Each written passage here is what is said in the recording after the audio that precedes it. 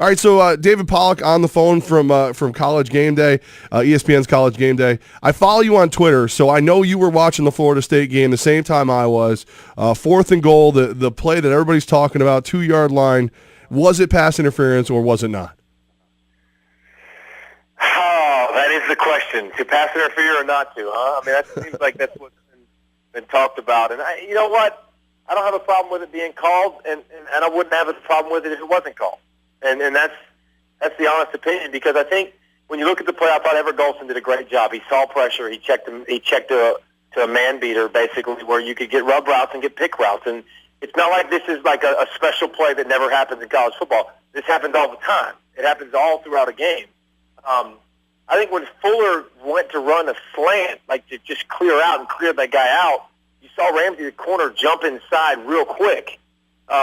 And I think all Fuller had to do was literally turn around to try to find the football and not engage at all with him, and I don't think it would have been called. So it was called. It's a shame it ended like that, because it was such a great game. I mean, if you watch that game, it was just back and forth, quarterbacks making plays, guys making plays, and then to end like that, it was kind of frustrating, and you kind of felt a little bit cheated. But I don't think you can sit there and say that was a horrible call, the worst call in the history of the world.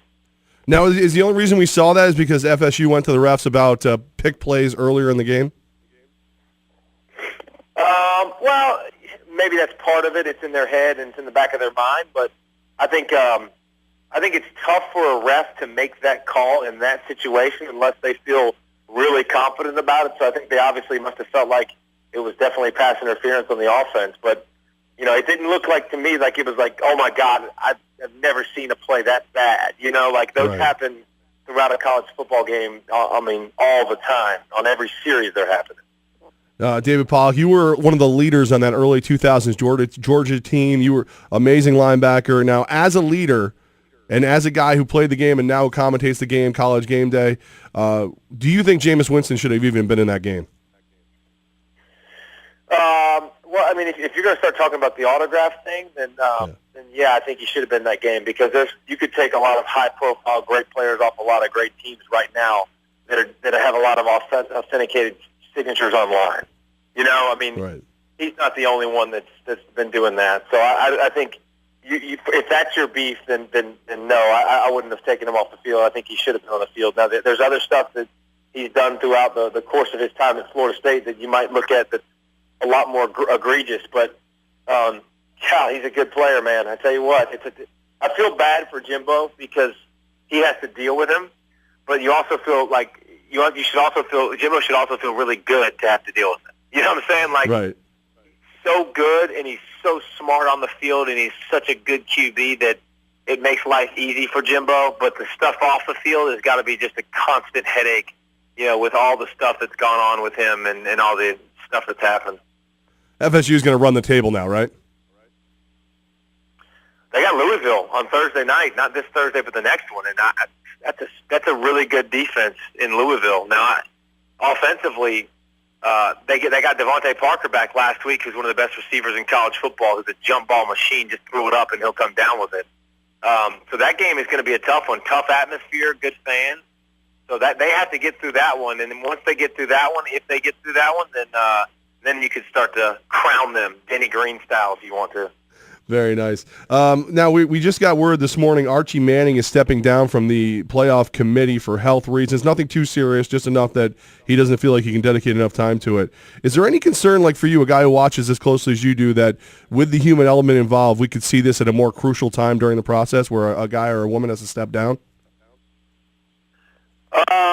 Well, I mean, I think it's an issue that you can't predict, but you have to be able to roll with it. I think one of the things they did by having so many people, they don't need 13 people to make a decision. I mean, I'm pretty sure you could still do the same thing with 10 or with 11. Ideally, I guess you'd want kind of an odd number because, if there's a tie, I guess, in the room and how people are voting. But, I think 12 people will be just fine and they'll be able to still carry out their duties. But you hope Archie's okay. But we just did a mock selection thing in Athens last week, and it was in Bristol last week for the ESPN headquarters, and it's a lot tougher than you think. I mean, everything's very subjective. You can skew anything. If you can put importance on out of conference strength of schedule stuff, or you can put importance on conference championships. And I think every individual is going to be different, and it's going to be interesting to see how everybody comes together and makes a decision as a group. Based on that mock selection, I heard Cannell talk about that earlier this morning. Who were the 4 teams that came out of it for your committee? It was remember, this was the 2008 season. Oh, okay. So it was Texas, Oklahoma, Florida, and USC. So this was in the Wayback Machine. Remember, this was the 2012 or 2008 Big 12 three-way tie for the championship. Remember, Texas Tech beat Texas, Oklahoma beat Texas Tech, Texas beat Oklahoma, the three-way tie. But I think one of the things to learn from the exercises, we had some of the committee members that we got to speak to and talk to, and they did the same exercise. They're not telling us about the results or anything, but I think they made it very clear that all they care about are the 4 best teams, and that makes me feel really good, because I don't care if there's 2 from the Big 12 and there's 2 from the Pac-12. It doesn't matter. If that's what you think the best teams are, put them in, and let's have the best games possible. I mean, you think about Notre Dame being one of those teams in the mix. Dude, we just saw that they can hang with Florida State, right? I mean, I don't think it's hard to say they can't. So it'd be, if we got a rematch of that in the college football playoff, that's not the end of the world. I mean, you got to say that Notre Dame played at Doak Campbell Stadium. If they played at a neutral site or at home, would they have won? Maybe. You don't know. So I think it's a tough task for the committee, but they need to get the 4 best teams. Do you have a favorite for what you think the 4 will be when it's unveiled next Tuesday?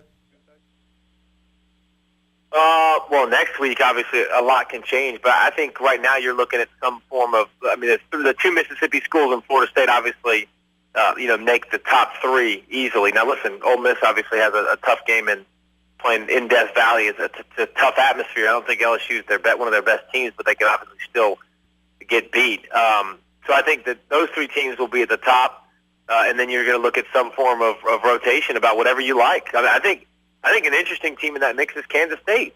Think about who their loss was to. It was to Auburn, and they gave the game away. Well, Auburn beat Kansas State. Well, I mean, we can go down the list of Oregon. You can go to Alabama, the way they lost to Ole Miss on the road. Georgia. I mean, you could just tell me to take one of these schools with Notre Dame, who just lost to Florida State. Pick a school and make a case, and I can make a pretty good case. All right, so as we go into the rest of the season, what's your outlook? Who becomes the Heisman favorite with Gurley missing so much time? I think Dak Prescott, I think Mississippi State has staying power because of how they're built, and I think they're going to continue to do well, and I think he's going to be the catalyst behind it. So I think him and Mariota will duel it out. Right now, obviously, they're going to be 1 and 2 in the Heisman, but both those guys, in order for their teams to win, both those guys have to play exceptionally great week in and week out, and both of them are capable of doing it. David Pollack, you are a member of the ESPN College Game Day crew. I always love the celebration of the fans. I love seeing all the signs behind you. Lately, I've noticed a new hashtag, hashtag countdown to 0, Coke Zero's countdown to 0. What's going on with that? How does that help the fans celebrate? Well, like you said, the signs are outrageous. They're off the chains. I mean, they're so much fun.